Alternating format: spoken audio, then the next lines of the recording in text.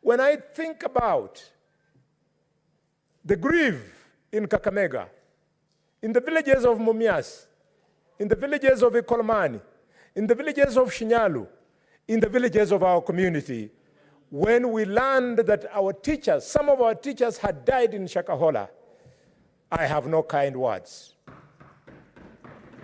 for anybody who shielded the exposure of these criminals.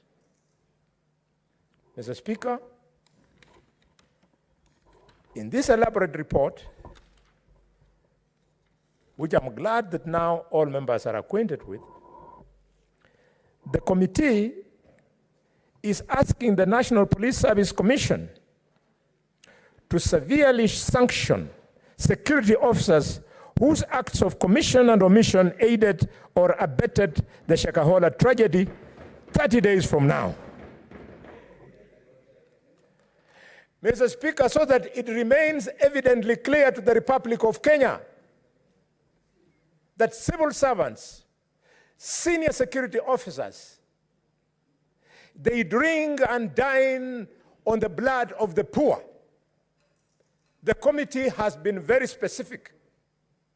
It has said on page 135, Mr. Speaker, that Mr. Joseph Kemboi,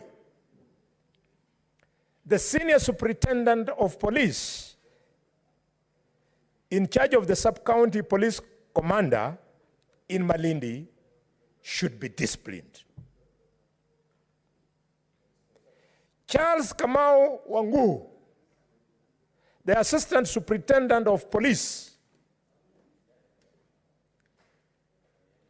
the criminal investigation officer in Malindi, should be disciplined, as should Simon Odera, superintendent of police, sub-county police commander, as should Mr. Guracha, the superintendent of police, critical infrastructure protection unit in Malindi, as should Augusto Akuna, officer commanding police station in Malindi, as should Hassan Hamara, officer commanding police station Langobaya, and Calvin Maloa Otieno, the DCI of Malindi, Daniel Mudusi Muleli, the county criminal investigation officer, Jacinda Wesonga, county police commander, Paul Maweu, critical infrastructure protection unit officer, and Joseph Yator, police officer